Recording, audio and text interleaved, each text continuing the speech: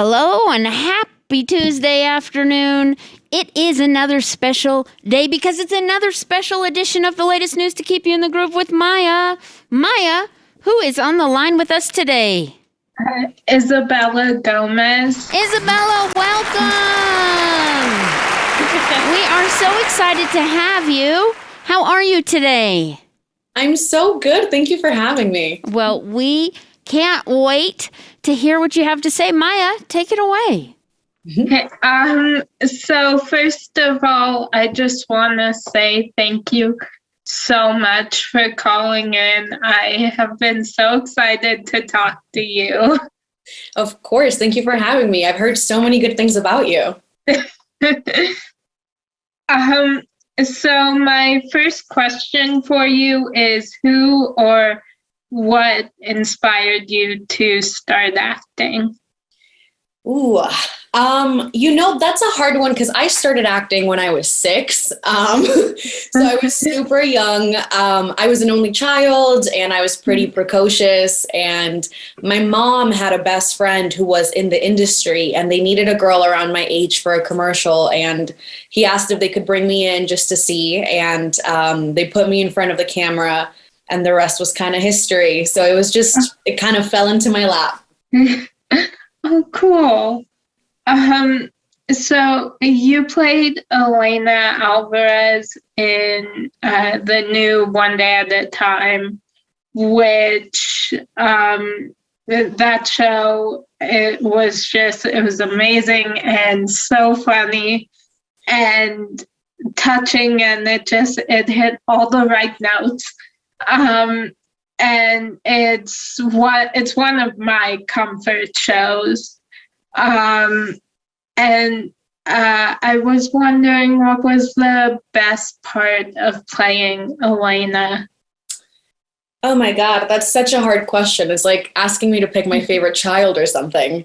Playing Elena was such a dream from beginning to end, but I think my favorite thing was how much she allowed me to grow as a person.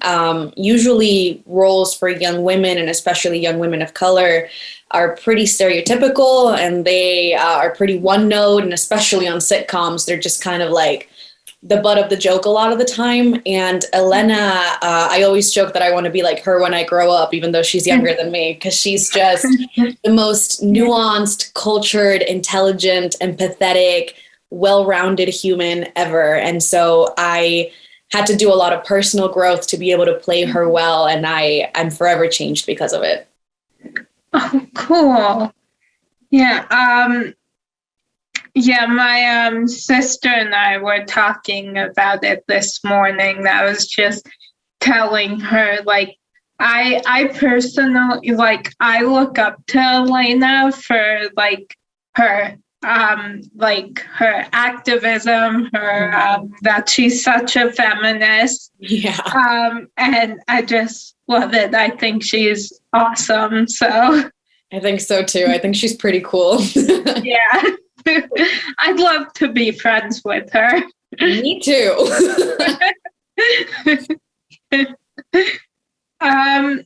So were there any challenges to playing her? Oh my God. Yeah, I mean, especially when you have such a nuanced character, it is like really awesome and really exciting, but it can be really scary because obviously you want to play her well. And for me, especially the LGBTQ aspect, I really wanted to make sure that I did justice to, and that I was well informed, and that I had as many opinions and as much information as I possibly could.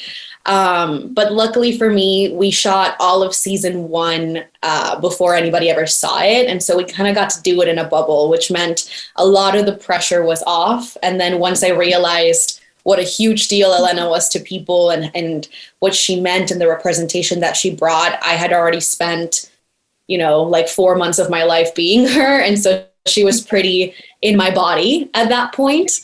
But she's nuanced. And also, I mean, trying to be funny with Justina Machado and Rita Moreno and Todd Grinnell and Stephen Tobolowsky and Marcel Ruiz in a room is really hard because they are all comedic geniuses. Yeah. Uh, did you have a favorite episode to film? So many hard questions. I mean, I think I have to say, I so many, but probably the one I hold closest to me is the Quinceañera episode, which is, I know, a fan favorite.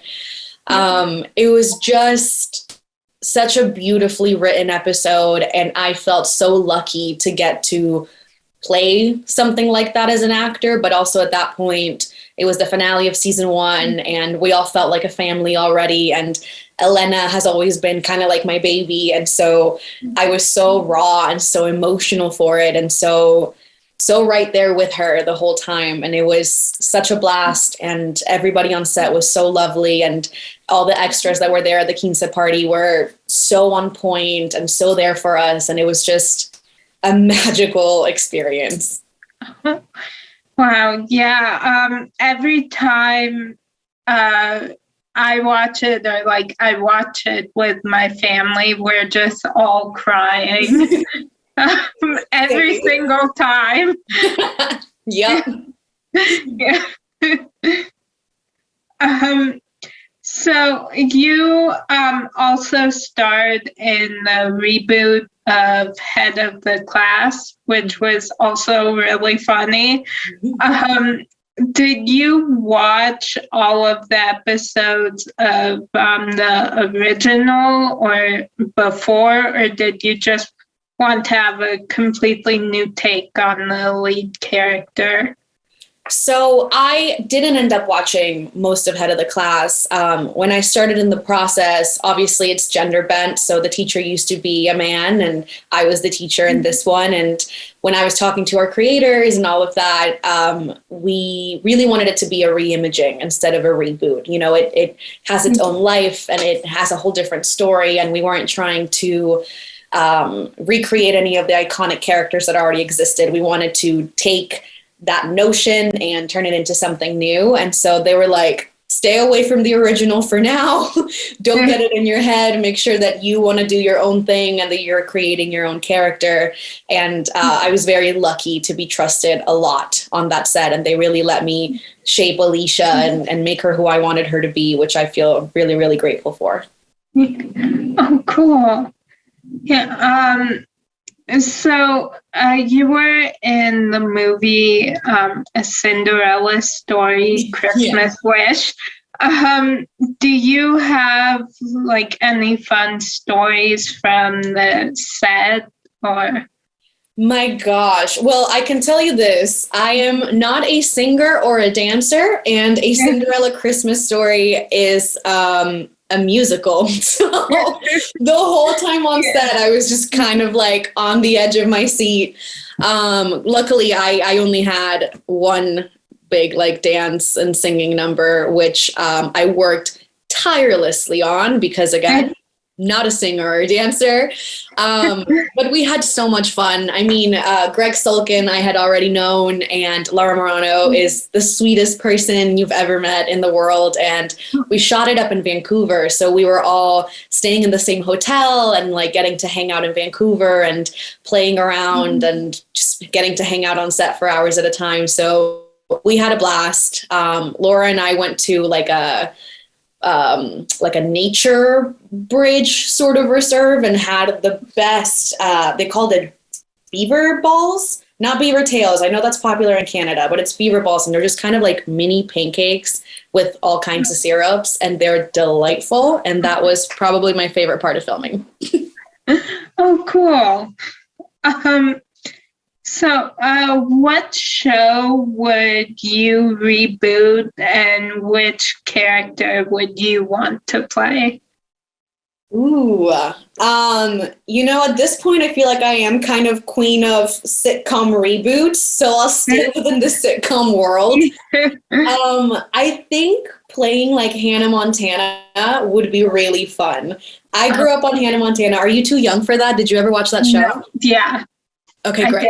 I love that show. Amazing. And so I think that would be really fun, especially making her like a little bit of a grown-up version and putting her on Disney Plus or whatever, I think would be really cool. Yeah. That would be really cool. Yeah. Yeah. So is there something that you do before filming a scene to help get you into character or like get into the zone? I don't have like a set routine. What I try to do before even getting on set is being completely off book. Like if I know all of my lines, then I feel much calmer and much more present, obviously. So I try to be as off book as possible, but it really depends.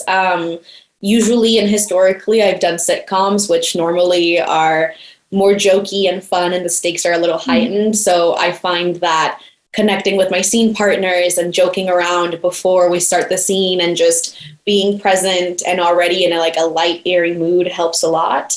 If it's a little bit of more serious material, I do like to retrieve a little more, step away from all of the chaos. Sets are wild. And so as much silence as I can get, as much in the zone as I can be.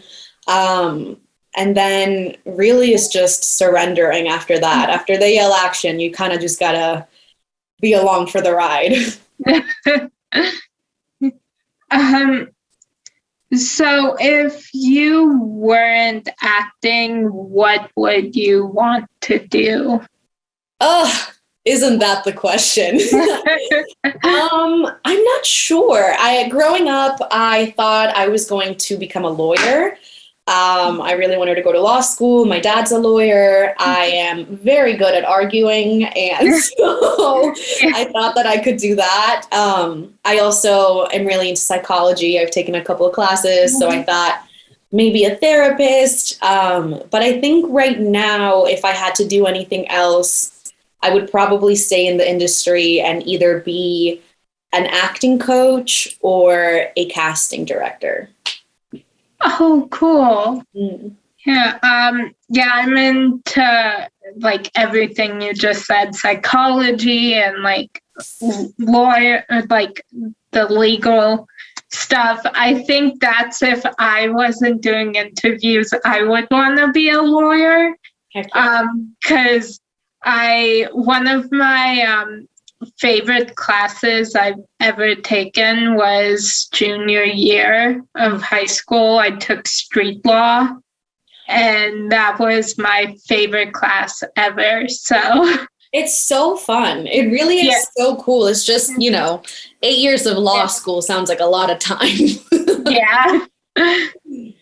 Yeah, and I know I think what made me decide against it was because I found out there's like a lot of reading and I cannot keep track of everything. Like if I have 10 pages to read, I will not retain any of it. So I was like, it's probably better if I don't go that way. I get it. That is a lot of reading. Yeah. Even though I like reading, I just can't, I'd like read 10 pages and then I would have no idea what I just read. So, especially because the language is so complicated. If it's 10 pages of like a fiction book, sure. But all of the like law jargon it's pretty tough. Yeah. So is there someone that you hope to work with in the future? Ooh, so many people that I really admire. I think one that would be really, really cool is Anne Hathaway.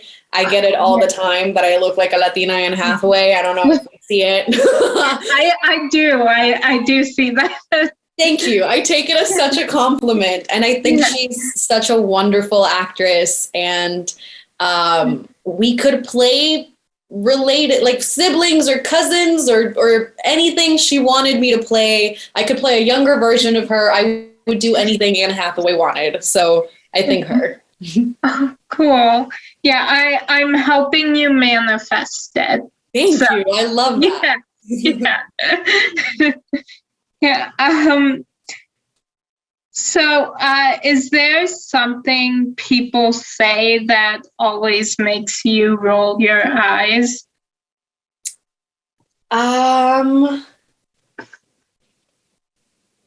Not really. See, I'm a pretty cliche human being. I'm what the kids call, is it chuggy? Is that the word? I think I have no idea. it's like a TikTok word where it's like, I'm kind of basic. I don't know if, and you guys follow me on Instagram, but I post like inspirational quotes every morning. Yeah. So there's not much that people can do that I'd be like, ugh, because I'm pretty that way too. um, what song always makes you want to turn up the volume and sing along? Ooh, any song from Hamilton. I am yeah. obsessive about it. I am that annoying person that will sing every character and every line and every single one of the songs for the whole 2 hours. So don't put Hamilton on around me, because then you will have to listen to the whole thing.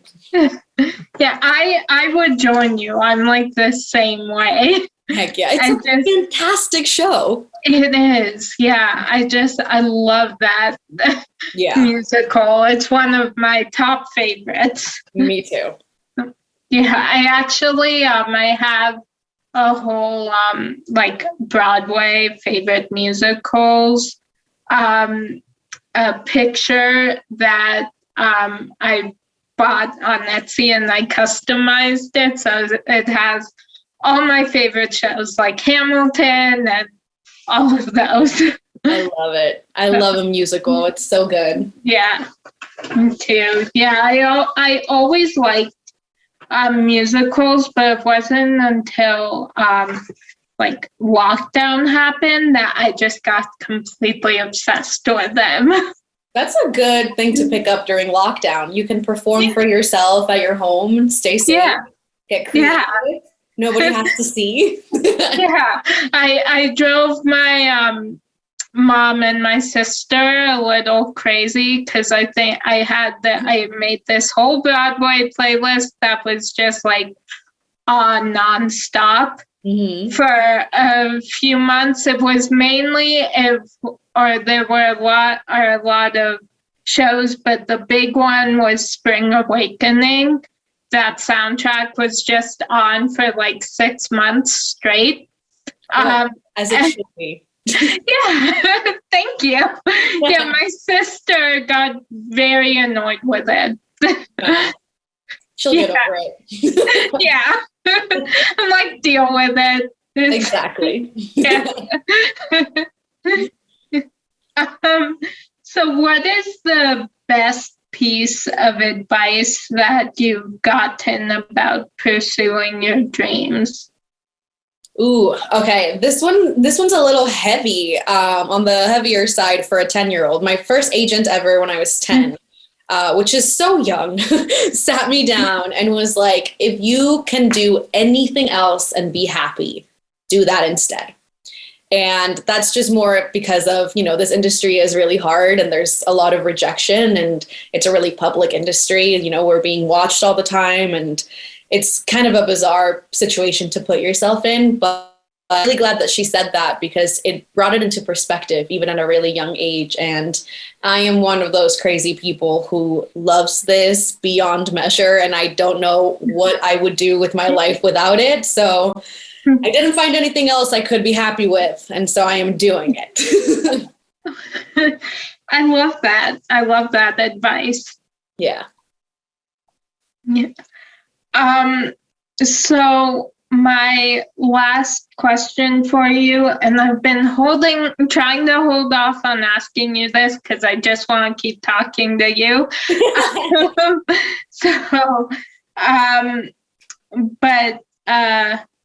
My last question for you is, who do you consider to be a real life superhero and why?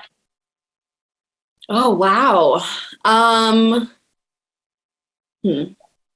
I'm going to go with the really cheesy answer and say my mom. My mom was a teen mom. She had me at the beginning of college, and she still was top of her class the entire time. She became a professional. She's a veterinarian, and then she moved countries. I was born in Colombia, moved us to the States so that I could have a better life and more opportunities, and learned a whole other language. And then when I said that I wanted to really be an actor, learned a whole other industry that she had no idea about, and made sure that I was safe and that she knew everything that was going on with me. And she was just the best mom throughout my entire life. And I think it's crazy, and I think she's a superhero. Oh, that's amazing. Yeah, she's really cool. Cool. Yeah. My mom and my sister they're my superheroes. There's nobody else I would have rather been stuck with during lockdown. So that's the best kind of situation, when you're like, at least I'm stuck with you. That's how you want it to be. Yeah. Yeah, we were joking after like 6 months of just being stuck inside. We were like, it's very good that we're not sick of each other yet. That's really lovely. That means there's a lot of love and a lot of patience there, because it's easy to get sick of somebody in 6 months. Yeah. Yeah. Well, thank you so much for calling in. I have had the best time talking with you. I don't want to hang up. Well, you can have me back whenever you want. I would love to come back and chat with you whenever you'd like me to. Yeah, I would love for you to come back whenever. Absolutely. Will do. Isabella, thank you so much for spending so much time with us. And I know Maya will keep us updated on what you're doing and where we can find you. So we look forward to that and following all your successes. So thank you so much. Thank you so much for having me, you guys. Have a good day. Bye. You too. Bye.